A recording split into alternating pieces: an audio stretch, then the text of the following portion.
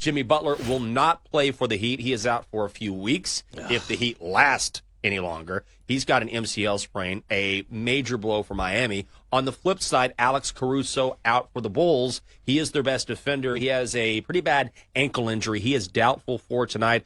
Regardless of playoff Jimmy not being in the lineup, I think you've convinced me, and I know you are on Miami. Mm-hmm. Yes, I am. Heat culture runs deep. And when it's next man up, sometimes that's a cliche and sometimes that's a real thing. That's where it's going to be with the Miami Heat. Mm-hmm. Look, Jimmy Butler is the epitome of Heat culture. He made sense being a part, signing with that team. Like it all, but they've already had that there before he was a part of the team. They've got guys on this roster now that are going to have to step up. No Terry Rozier. That's another one. Been there a short period of time. So we're not sitting there saying that, like, okay, without Jimmy Butler is the loss for me, the big loss for the Heat.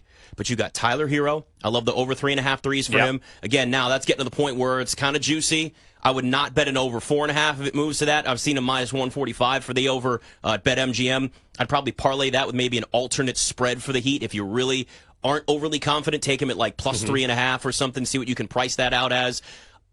I still love the Heat in this game. Jaime Jaquez has to step up, over 13.5 points, ballooned to 14 in some places now, but he's had 23 points over the last 2 games. He's played really well for them throughout the entire season. If it wasn't for somebody like Wemby or Chet, he would really be in the conversation for Rookie of the Year. He fits well within that culture, and he's gotten the minutes, he's gotten the opportunities. Bam Adebayo is going to be somebody that will clearly have a bigger role. I look at his points. That's somebody there maybe in line for a double-double as well. They've got other talent, and then they've got Eric Spoelstra as head coach, who's going to outcoach Billy Donovan and find a way to work through this. What's amazing to me, though, is that Jimmy Butler played the rest of that game with a sprained MCL. I mean, you want to talk about tough. That's as tough as it comes. Well, when he got hurt and he was holding his knee, and they showed Eric Spoelstra by the bench, you could tell just was pissed, dropping all kinds of profanity, and then they pan out to Alonzo Mourning and Pat Riley sitting next to each other, and they looked like they saw a ghost because they know this team is not going far in the playoffs without Jimmy Butler. I like the Heat in this game, but I don't like them doing anything else in the playoffs as long as Jimmy Butler's out. And even if he's back, maybe he comes back sooner. Let's say some miracle happens and he's back for like Game 5 or Game 6 and they're still alive in the first round of the playoffs. How good is he? How healthy is he? I'm going Kings here. I'm going to go Kings on the money line at minus 125. The sabotage factor is, yes, the Kings 0-5 against the Pelicans this season. That also included a game where the Pelicans played without Zion Williamson. They will be without Zion Williamson tonight. But I also think that even though the Kings are going to be shorthanded as well, Malik Monk is out, Kevin Huerter is out, the Pelicans in these situations have proven to be completely untrustworthy. And you can say, well, all right, I expect Brandon Ingram to step up. What about C.J. McCollum? C.J. McCollum was a ghost, an absolute ghost against the Lakers. I'm just not trusting a Pelicans team that in crucial situations this season, and now without their best player on the floor, can come through tonight.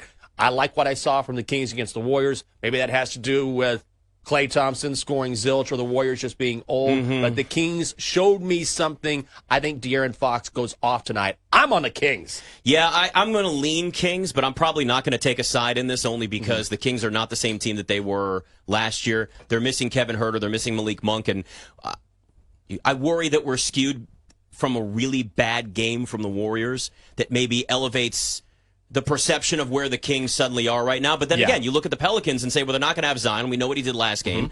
And Brandon Ingram is not 100%. He's still working his way back from injury. And C.J. McCollum, like you said, was almost as non-existent as Klay Thompson was. So it's advantage Kings there, even with Kevin Huerter and Malik Monk out. I like Sacramento in the fact that they've been in this situation before. They took a 7-game series against the Warriors, and they have a little bit of that experience. And the trustworthy factor for me with the Pelicans is, there's talent on that roster. I look at them as a team that's been underachieving, but I don't trust them until you prove that I can trust you. And that may be looked at as a lazy way to look at the game, but to me, that's reality for a lot of these teams. Because listen, how many times have we talked about an organization, and it's not just basketball, right? It's not just the NBA. You could talk about this in the NFL, talk about it in baseball. It doesn't matter. How many times have we said, this team, but, right? Like, Right. how often do we say that about the Dodgers? I know they won one World Series. They played a 62-game regular season that year. That wasn't a full season for the Dodgers. Right. The Dodgers are talented, but show me that you can win in the playoffs, and they haven't proved it. So until I see that, I don't trust the Dodgers when it comes to the postseason. And it's the same thing for me when it comes to the Pelicans, because they've let us down in key moments, clutch situations during the regular season. Same thing when you get to the playoffs. The talent's there, even without Zion on the floor. But I trust the Kings a little bit more in this. I don't think the Kings are going to make a run in the playoffs this year. They're not even the same team that they were last season, when you maybe trusted them a little bit more. So the lean is Kings here, maybe the over in this game. But like I said before, I like Larry Nance Jr. over 6.5 points. That is a low number for a guy that's going to get extended minutes, played 31 minutes last game. Zion's going to be out in this. You can tell the coaching staff, like Willie Green, really trusting him, giving him opportunities, even ahead of Valanciunas at times too. So Larry Nance, and maybe I'm considering going back on the C.J. McCollum points and assist train again, which was great during the regular season, that he wakes up from last game. I'm considering it, but I haven't actually bet that yet. But at 4, Arizona could just sit, take Marvin Harrison Jr. You've got a great wide receiver. You've got him for your franchise quarterback. But what if they surprise everybody and they go tackle and they want to get somebody to protect their quarterback? What if they do decide to trade down a little bit? So at 4, there's a lot of opportunities for the Cardinals where they could stay put or they could do something crazy, and it throws the rest of the first round in complete flux. Here's the thing when it comes to quarterbacks and J.J. McCarthy in particular, because I think he's a fascinating case, and I think there's two things going on here. Number one is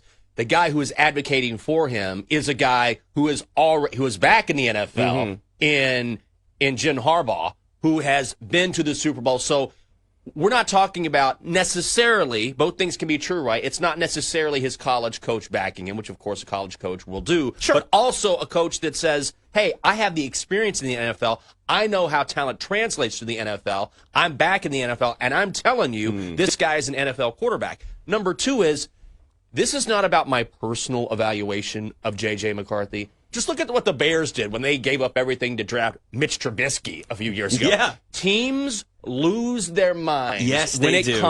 The bigger picture or the bigger point is, it's not that I think that J.J. McCarthy is the best player or best quarterback in the draft. What I do think is he has enough of a skill set and projects well enough that the way teams work in the NFL is, if what they see is maybe their potential savior, they will overdraft or over-evaluate and give a player too much credit if that player plays quarterback. They cannot help themselves, and it happens every single year in the NFL draft. If it doesn't happen to J.J. McCarthy, someone will select Bo Nix way early or Michael Penix. Someone will go after a quarterback way early. The question is, who will that quarterback be?